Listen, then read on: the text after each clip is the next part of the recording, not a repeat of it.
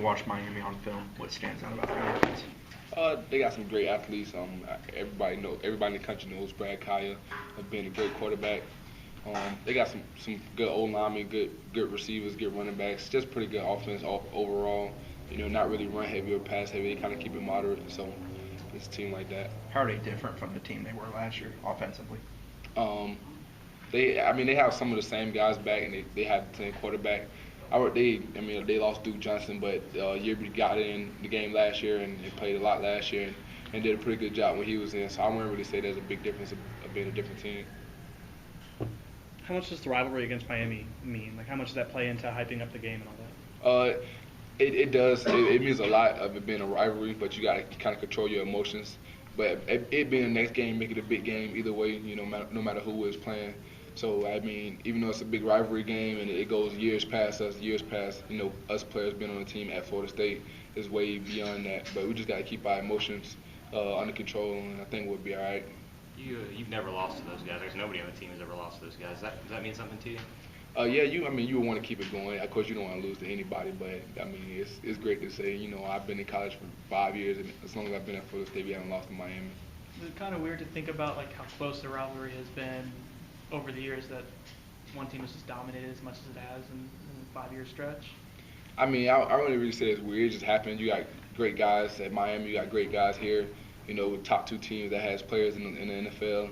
It could go either way. But the way that Florida State has been dominated, of course, it's great. Me being a part of it and me being here.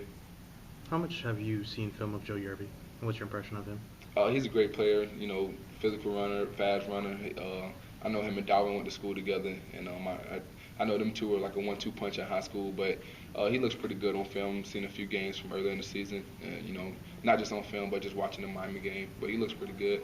Could you imagine going up against 2 running backs like that in a high school game? Like, what kind of backfield is that? It's crazy. I think Tavares McFadden played against them, and he was saying how, of course, when one of them get out, the next one just keep the ball rolling. But it's part of it.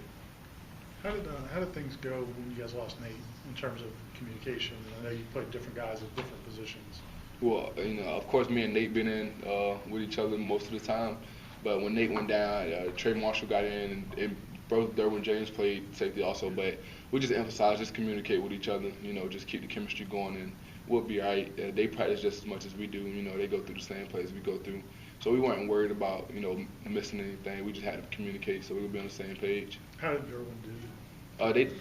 They both did. They both did good. Trey and Derwin. I think they did pretty good to just be thrown in like that, because you never know. Nobody expected Nate to go down, but when he did go down, I think they did a good job stepping in. And Derwin, Bobo was saying that one of the things about Derwin he noticed right away was that he's not just a good athlete, but he came in very confident. Do you remind you of Jalen, the way Jalen came in terms of ready? Yeah, guys who come in and ready to play. You have guys that come in and sometimes they just have to develop into players, and that's just the way it is. But he's one of those guys that, of course, he's playing his freshman year. He's just one of those guys that's ready to play when his number's called. Anything else?